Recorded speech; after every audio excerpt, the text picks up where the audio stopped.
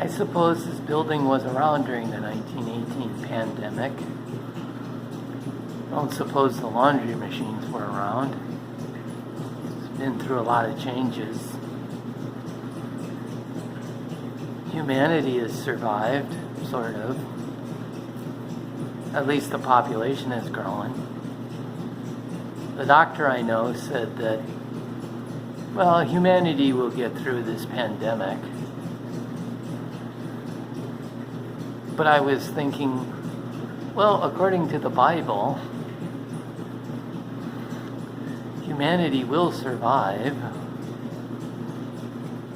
until Jesus returns. At least 10 or 20%, maybe 30%, if humanity continues to be unloving, uncaring.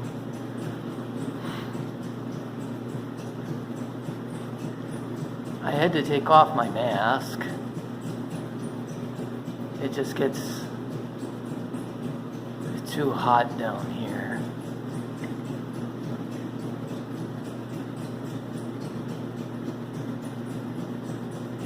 And here in America, they politicized everything so much.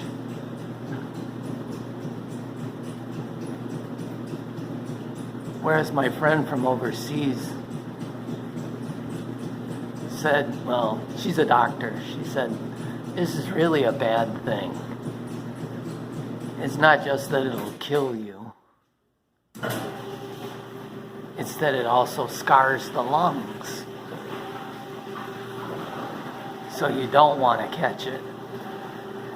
And they have on the news about, well, not all these people are dying. It's not that bad. But it's like, in reality, though, it can cause permanent damage to your lungs, unlike, the flu and the colds and that it's compared to as far as death rates.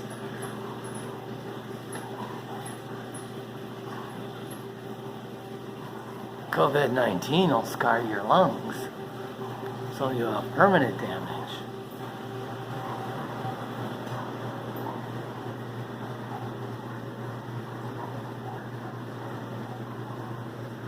And so it's what do you make out of the information you get?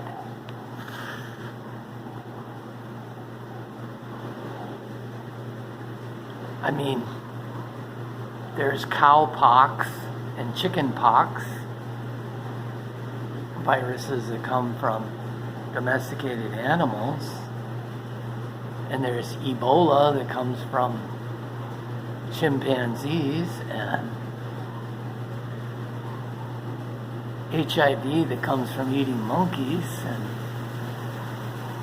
COVID-19 or SARS-CoV-2, that comes from supposedly bats. And I think nobody's catching viruses from broccoli and carrots. I mean, if you wash them,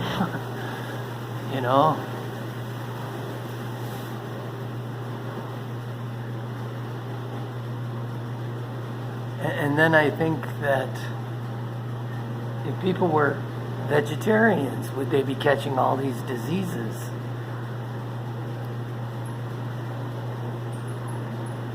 Gets one to think, right? We've eaten up the passenger pigeon, the Auckland duck, killed the dodo bird off.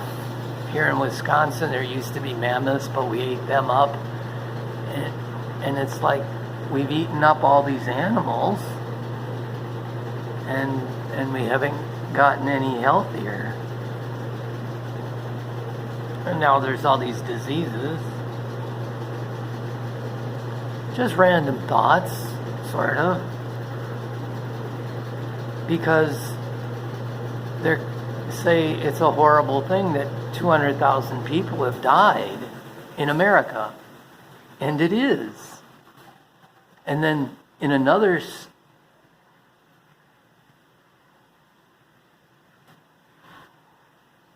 conversation, they say, 60 million people die every year.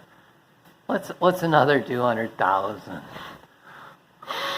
This isn't a pandemic. And it was like, 600,000 people die of heart disease every year.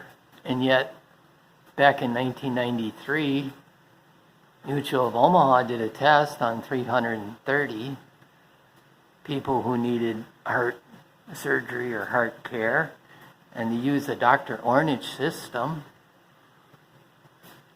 which is basically vegetarian. Plus they do things to help you change your lifestyle, and 77% of the people changed their lifestyle enough that they never needed any heart surgery, angioplasty, all the stuff, right? So if you extrapolate that out to 600,000 people dying every year, if you can save 77% of them, that's 426,000 people in America. And Mutual Omaha paid for the experiment, and they actually saved $30,000 per each person, which comes out to the tune of, if you use it on the 426,000 people that could be saved, that's $13 billion a year, which could be turned back into saving people's lives. Plus, these people are taxpayers, and they're consumers too, right? So it would boost the economy if they would apply Dr. Ornish system, which is basically vegetarian, if I remember correctly. And I got the information out of Fast Company magazine. So the computers run according to the laws of nature. Washing machine is running according to the laws of nature. The bricks on the building are standing up according to the laws of physics, right? So shouldn't there be a law that if they actually have this system that could save more lives? I mean, they already use the law to keep all these people at home, and 60% of the restaurants have gone out of business. 22 million, 40 million people are out of work. Couldn't they make a law to save 400,000 Americans every year?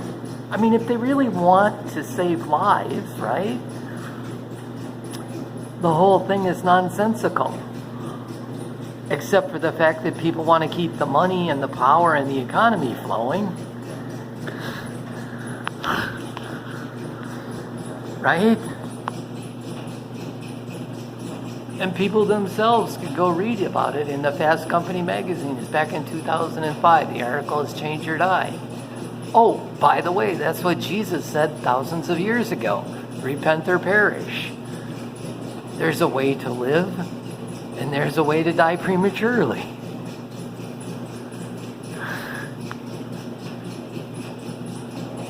I can't separate religion or faith from life because I've read the Bible and I believe it. But hey, you can read it for yourself. You can read the Fast Company magazine for yourself. You can look at all the science yourself. And it doesn't disagree with what Jesus basically taught.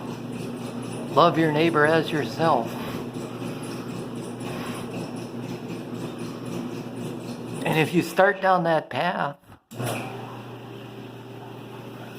of love, well, then more people stay alive. You don't have the wars. You don't wipe out the environment. How much nicer life would be. Random thoughts as I'm doing the laundry.